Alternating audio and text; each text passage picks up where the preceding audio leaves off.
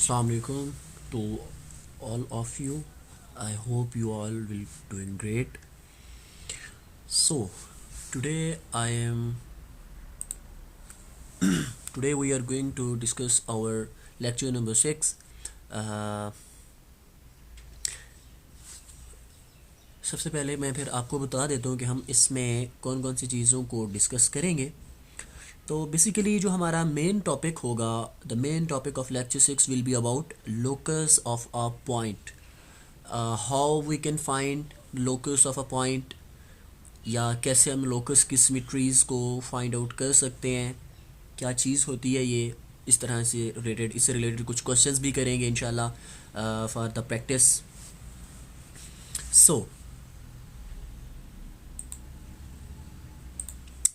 Coming towards our topic, that is सबसे पहले हम इसको डिफ़ाइन करते हैं. Locus of a point. Locus of a point is the path followed by a moving point xy is called locus, e.g. For example, the locus of cos t sin t is a circle. अब यहाँ पे बात आ जाती है कि definition को understand कैसे किया जाए. बहुत ही सिंपल डेफिनेशन है. फॉर एग्जांपल आपके पास कोई पॉइंट है, we are talking about 2D. ठीक है, एक्स वाई कोऑर्डिनेट की बात कर रहे हैं, मतलब एक एक्स एक्सिस है हमारे पास and the other one is Y axis. अगर हम 2D की बात करें, 2 डायमेंशनल में हम रहें, तो हमारे पास अगर कोई पॉइंट होगा तो उस पॉइंट का obviously there will be an x axis of that point and there will also be a y axis of that point. ठीक है, अब उसका लोकस फाइंड करने के क्या मतलब है. लेट्स से मैं कहता हूँ ना, हमारे पास ये पॉइंट है, ये पॉइंट कौन सा पाथ फॉलो कर रहा है, बेसिकली इसकी बात है. लेट्स से यहाँ पे पॉइंट आया, यहाँ पे इस तरह का वो, मतलब हम पॉइंट्स को डिस्कस करते गए, मतलब एक रफ सा मैं आपको ड्रॉ करके बता रहा हूँ. ठीक है, अब इस सिमेट्री को वो पॉइंट फॉलो करता किसी सिमेट्री को वो फॉलो करता हुआ जा रहा है. तो लेट्स से ये सिमेट्री हमारे पास अपीरेंटली कैसी आ गई, एक सर्कल की तरह.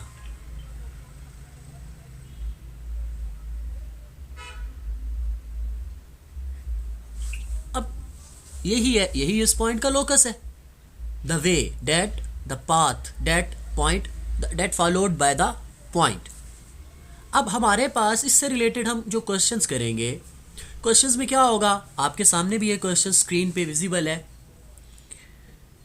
कि वो आपसे पूछेगा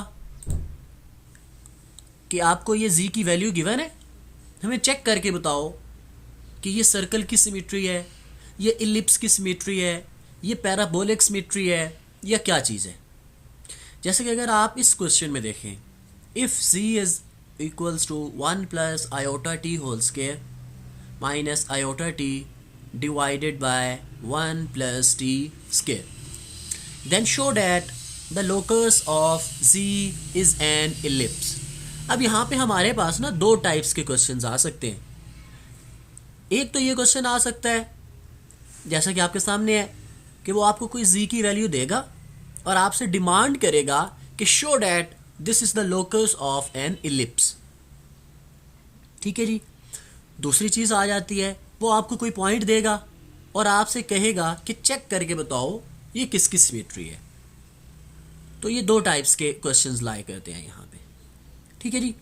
अब second question, is an ellipse x square plus 4y square equals to 1.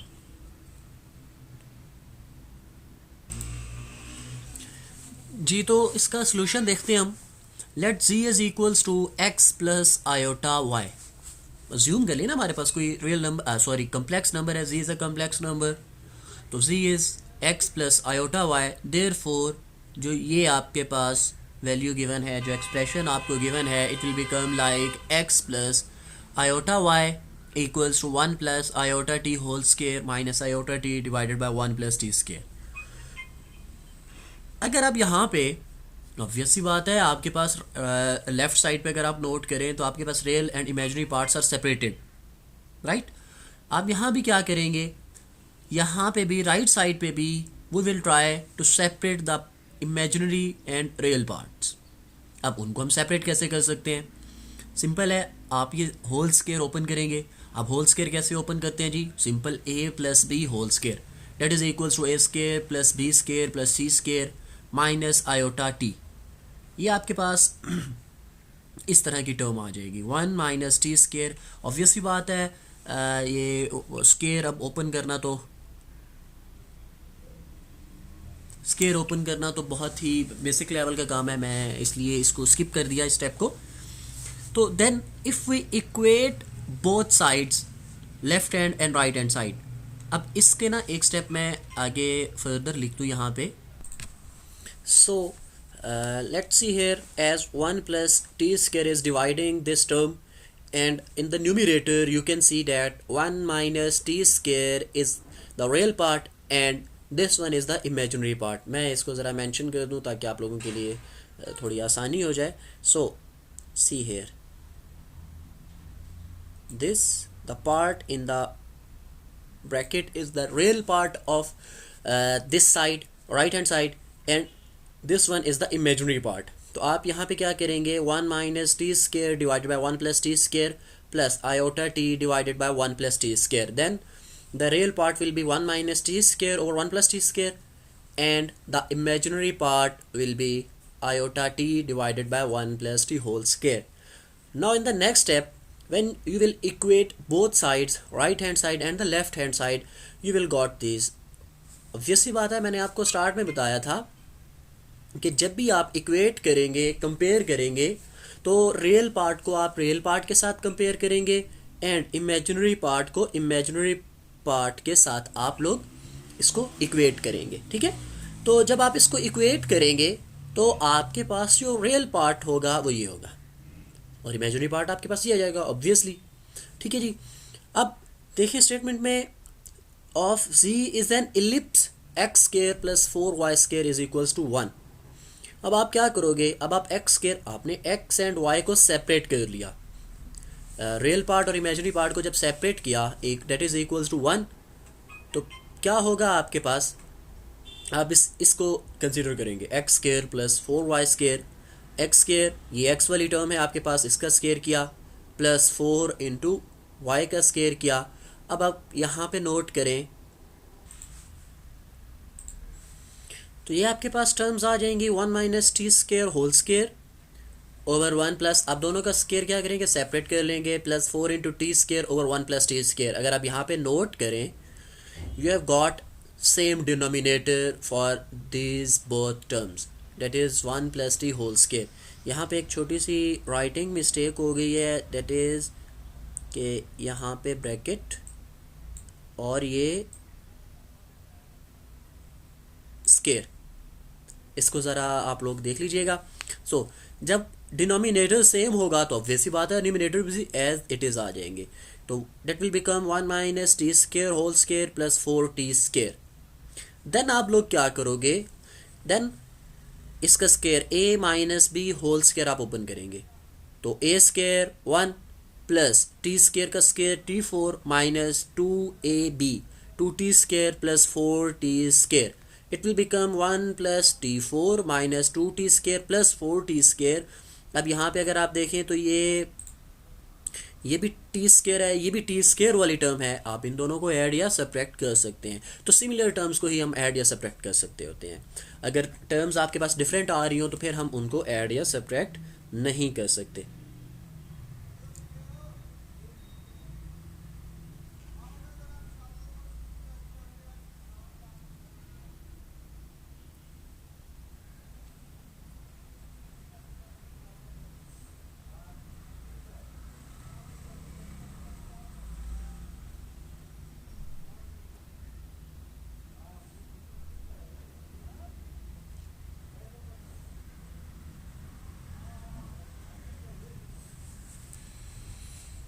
आप इसको सिंप्लीफाई करें, it will become 2t square, तो 1 plus t4 plus 2t square, तो ये आपके पास a plus B whole square का फार्मूला बन जाएगा। 1 plus t4 plus 2t square one plus t whole square, one plus t whole square cancel out करेंगे तो वन। तो यही आपने प्रूव करना था, which is an ellipse with semi major axes 1 and semi minor axes 1/2। अब ये चीज़ आपके पास आ गई, यही आपको क्वेश्चन गिवन था कि शो डैट जो z की वैल्यू गिवन है that is the locus of N ellipse, वो आपने इसको प्रूव कर दिया। नेक्स्ट आपके पास क्वेश्चन आ जाता है, if z is equals to this what 1 plus iota plus 3 plus 2 iota into t divided by 1 plus iota t, then prove that the locus of z is a circle. Also calculate the maximum and the minimum distance of z from the origin. तो यहाँ पे हमने दो काम करने। अब देखिए first question में मैंने आपको बताया था,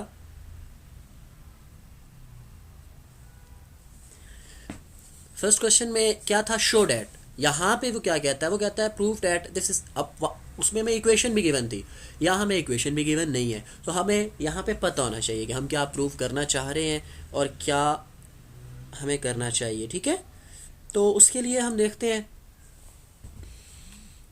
ऑब्वियस सी बात है, let z is equals to x plus iota y, x plus iota y 1 plus iota plus 3 plus 2 iota into t divided by 1 plus iota t, cross multiplication कर ली। अब यहाँ पे आप इसको सेपरेट नहीं कर सकते डायरेक्टली, जैसा कि आपने फर्स्ट में किया। फर्स्ट में आपके पास सेपरेटेड था कि जो है ना आयोटा वाली टर्म, और यहाँ पे क्या है आपके पास मिक्स टर्म्स आ रही हैं, ऊपर भी आयोटा वाली टर्म आ रही है, नीचे भी आयोटा वाली टर्म्स आ रही हैं, तो हम इसको सेम एज क्वेश्चन 1 अटेम्प्ट नहीं कर सकते, इसमें थोड़ा सा डिफरेंस होगा। ठीक है, अब उस डिफरेंस को हम कैसे किया, मैंने इसको क्रॉस मल्टीप्लिकेशन करवा दी। यहाँ पे जब क्रॉस मल्टीप्लिकेशन करवाएंगे तो ये यहाँ पे डिवाइड हो रहा है, इधर आके मल्टीप्लाई हो गया, तो x plus iota y into 1 plus iota t equals to 1 plus iota plus 3 plus 2 iota t, right. Simple multiplication कर दें, x plus iota t x, x into 1 x into iota t x, iota y into 1 iota y into iota t, iota into iota will become iota square, और उसको हमने negative का sign assign कर दिया। ठीक है, उसके बाद क्या किया हमने, on the right side, on the right side आप देखें जी, इन दोनों को मल्टीप्लाई करेंगे, 1 प्लस मतलब 3 2 आयोटा टी मल्टीप्लाई करके सेपरेट भी कर दिया। अब इस मल्टीप्लिकेशन का मकसद क्या था हमारा, इसका सिर्फ और सिर्फ मकसद हमारा ये था कि हम जो हमारे पास टर्म्स हैं पॉजिटिव एंड सॉरी, जो हमारे पास आयोटा वाली रियल और इमेजिनरी जो टर्म्स हैं, हम उनको सेपरेट कर सकें। सेपरेट क्यों करना था, ताकि हम उनको कंपेयर कर सकें। तो जब सेपरेट कर लिया तो ये अब आपके पास टर्म्स बन गई, x plus y t equal होगा 1 प्लस 3t के, and y plus x t will be equals to 1 plus 2t। तो जब आप इनको इक्वेट करेंगे तो ये आपके पास इक्वेशन 1 एंड इक्वेशन 2 आ जाएगी। अब आप साइमल्टेनियसली इनको सॉल्व कर लेंगे। How to solve the equation simultaneously, ये आप लोग ग्रेड 9 के क्वेश्चंस पे आ गए, ऐसे समझे। ठीक है, क्या होता था, या तो दो क्वेश्चंस को ऐड सब्ट्रैक्ट करके हम वैल्यूज़ फाइंड आउट किया करते थे, या एक सब्स्टिट्यूशंस करते थे कि एक इक्वेशन से हमने एक वैल्यू को निकाला, उसको दूसरी इक्वेशन में पुट कर दिया। तो यहाँ भी कुछ ऐसा ही करेंगे। इक्वेशन नंबर 1 से हमने क्या किया, वाई टी वाली टर्म्स को एक साइड पे कर दिया और दूसरी टर्म्स को एक साइड पे, x minus 1 equals to y t plus 3t। T यहाँ से कॉमन आएगा तो y प्लस 3 जो है x माइनस 1 से डिवाइड हो जाएगा। ये आपके पास t की वैल्यू आ गई। इस t की वैल्यू को आप इक्वेशन नंबर 2 में क्या करेंगे, ऐड कर देंगे, सॉरी पुट कर देंगे। जहाँ जहाँ आपको t की वैल्यू नज़र आएगी आप इस वैल्यू को उस इक्वेशन में पुट करोगे, t। ठीक है, तो जब आप नेक्स्ट पे जाएंगे तो ये थोड़ी सी पिक्चर ब्लर्ड है, तो आप यहाँ पे थोड़ा सा ख़ुद ख्याल कीजिएगा। x minus 1 over Y plus 3x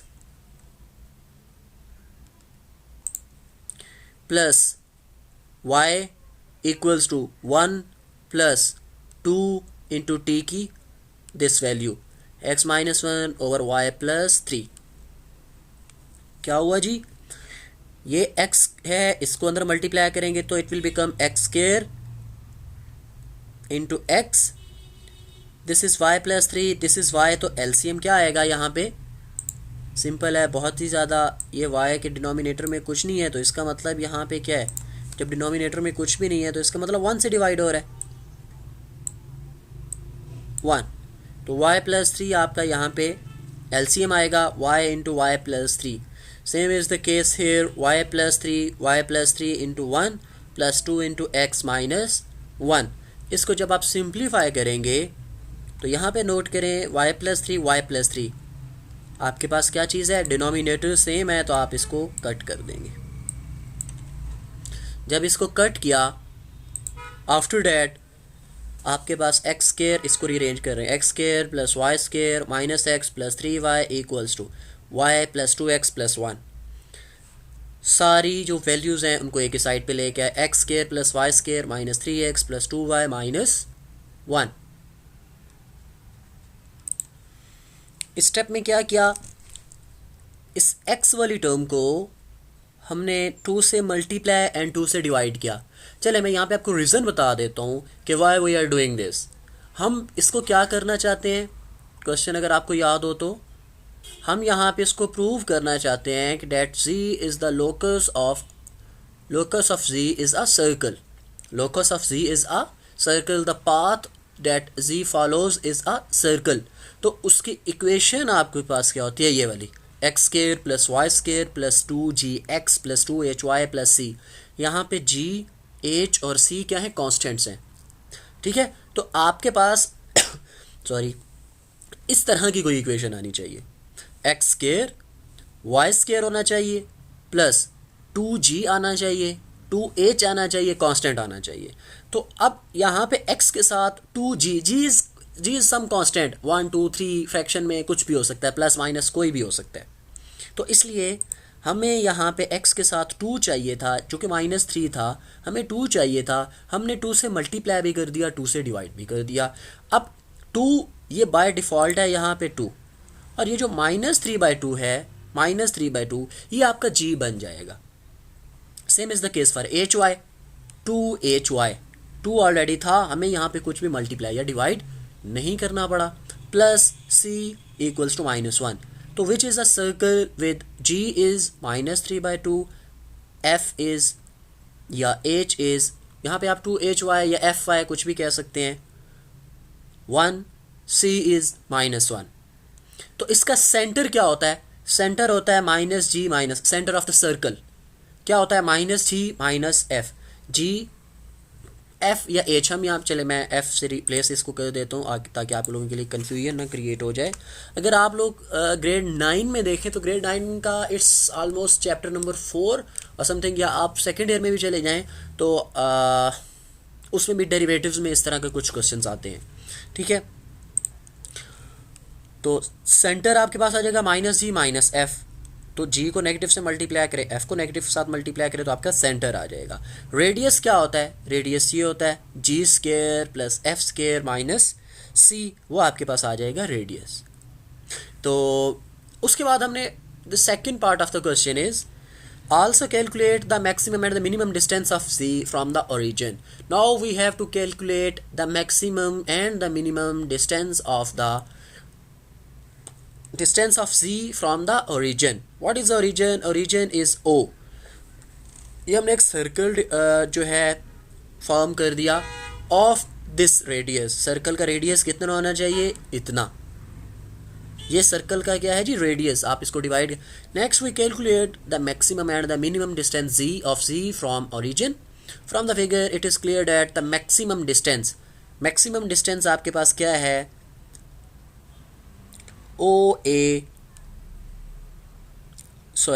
the minimum distance, पहले मिनिमम कर लेते हैं, OA ये आपके सामने है, ओरिजिन से जो मिनिमम डिस्टेंस है वो यहाँ पे आ रहा है, मैक्सिमम डिस्टेंस इस साइड पे आ रहा है, तो OA will be the minimum distance.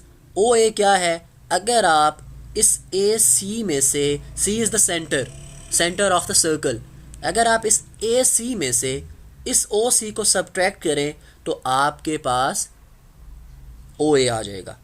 और मैक्सिमम डिस्टेंस क्या आएगा कि मैक्सिमम डिस्टेंस आपके पास है ओ टू बी। अगर आप if you add O C into O C B you will get the maximum distance. O C कैसे आएगा? ओ सी के लिए आप एक डिस्टेंस फार्मूला यूज़ करोगे। What is that distance formula? Distance formula मैं आपको राइट करके बता देता हूँ, सिंपल, आप लोग ये सेकेंड ईयर में भी कर चुके हैं। डिस्टेंस फार्मूला फॉर एग्जांपल आप ओ सी का ही फाइंड करना चाहते हो तो ये आपके पास आएगा O C equals to square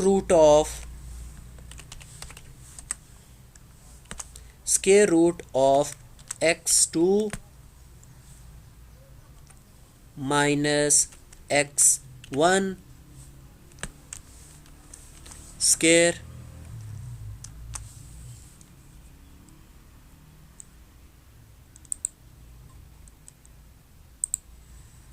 plus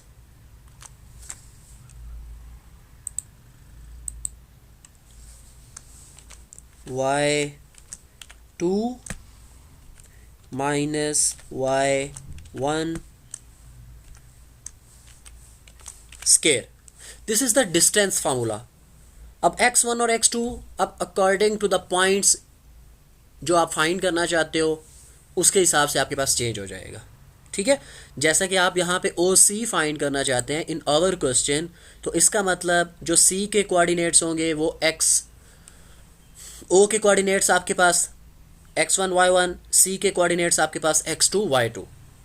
तो ये x2 माइनस x1 तो that's mean 3/2 minus 0 minus 1 minus 0, तो 3/2 whole square plus 1 whole square 9/4 plus 1, आप उसको सिंप्लीफाई करोगे तो आपके पास आ जाएगा square root of 13 divided by 2। Same is the case for O B, आप ऐसे ही ओ बी को फाइंड करोगे। ये मैंने सारी एक्सप्लेनेशंस इधर भी दी हुई हैं, ठीक है, तो आप इसको भी देख सकते हैं, कोई ऐसा सच मुश्किल वाली बात नहीं है, मैंने ड्यूरिंग लेक्चर भी बता दी। फर्दर भी किसी को कोई कन्फ्यूजन्स हो तो वो आप लोग मुझे इन क्वेश्चन आंसर सेशंस और at any time you can approach me, okay. तो ओ सी ओ बी आपने मैक्सिमम भी फाइंड कर लिया, मिनिमम भी फाइंड कर लिया, आपका क्वेश्चन यहाँ पे एंड हो गया।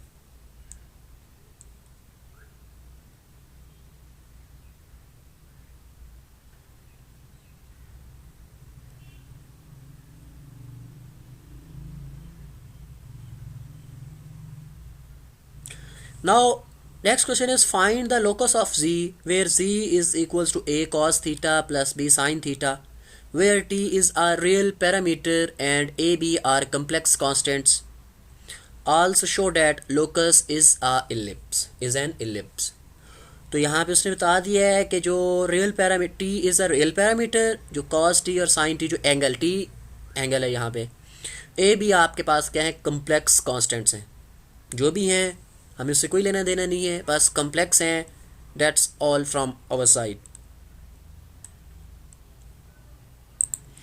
इस क्वेश्चन से पहले कुछ चीज़ें मैं आपको बता देता हूँ, आप उनको नोट कर लें।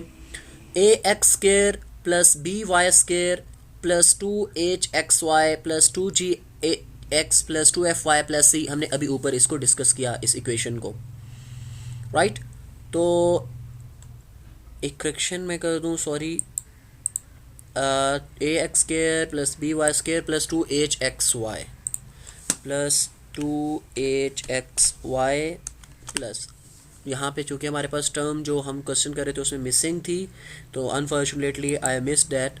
तो अब if A is equals to B, अगर ए और बी इक्वल हो और एच आपके पास ज़ीरो हो तो वो आपके पास सर्कल बन जाता है। ये जनरल इक्वेशन है आपके पास। अगर H square minus A B less than zero हो तो वो आपको बताएगा कि that equation is of ellipse. अगर H square minus A B greater than zero होगा तो आपको बताएगा this is of hyperbola. If H square minus A B is equals to zero then that is of parabola, ठीक है। तो अब इन 2-3 चीज़ों को आपने अपने माइंड में रखना है।